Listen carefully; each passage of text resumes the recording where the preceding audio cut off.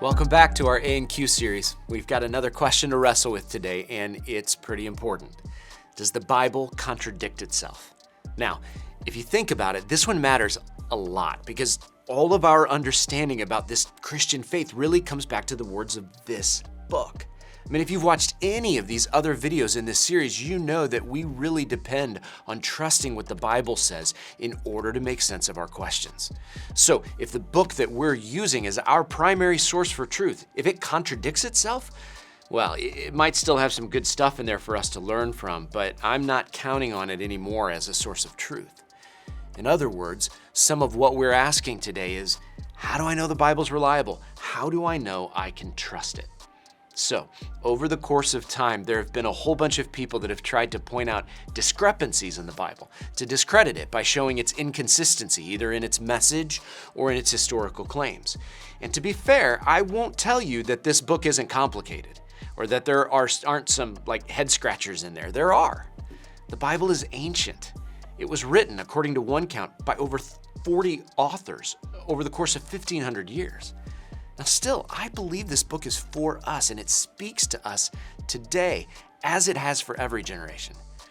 But still, there's a lot to sift through to make sense of it, which is why conversations like this one are so helpful, and they're a big part of living this life of faith together.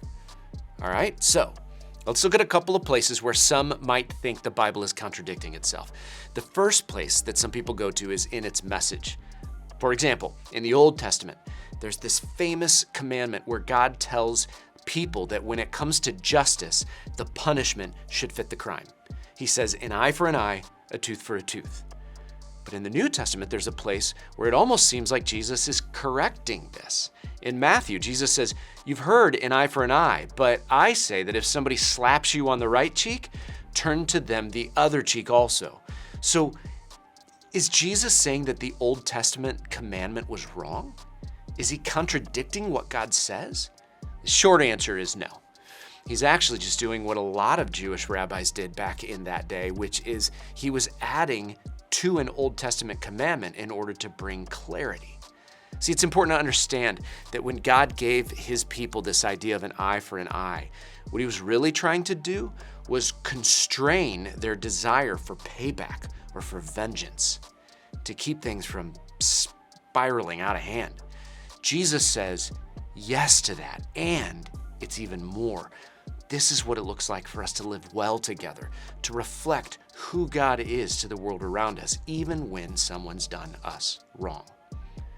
Well, but what about when it's not the message that seems to contradict, but it's these historical facts? Again, this question really matters, and one example that sometimes comes up in this is the details surrounding the death of a character in the New Testament named Judas. In one book, Matthew, it says that he hanged himself. But in another book called Acts, it's a little more graphic than that. In fact, it's in chapter 1, verse 18, if you want to go read it later. But here's the point. Doesn't the fact that these two authors from the New Testament, the fact that they disagree with each other on the circumstances of a person's death, doesn't that mean we can't trust any of their testimony? I mean, how do we know which parts are true and which parts they're just making up? Again, great question. Here's what I'd tell you. First of all, in the example above, you have to notice a couple of things. It turns out that the authors of these two books, Matthew and Luke, their details aren't necessarily mutually exclusive truth claims. They could actually both be sharing different aspects of this same moment. And this is actually to be expected in historical accounts, especially in ancient times, because the authors were likely trying to say slightly different things. They had different values that were guiding them in how they told the story. But it's important to remember that when these different books were being written, none of the original authors or none of the original audience called their reliability into question. Even with these little nuances, differences in detail, people readily accepted the credibility of their message. Why?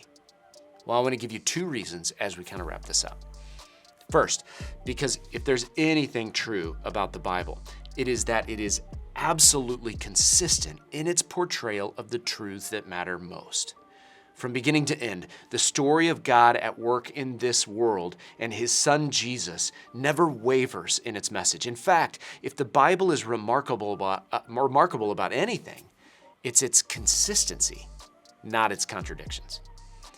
But the second reason that people, both in ancient days and up to this moment right now, have accepted the truths of the Bible is because of the way this message has made its way into their hearts.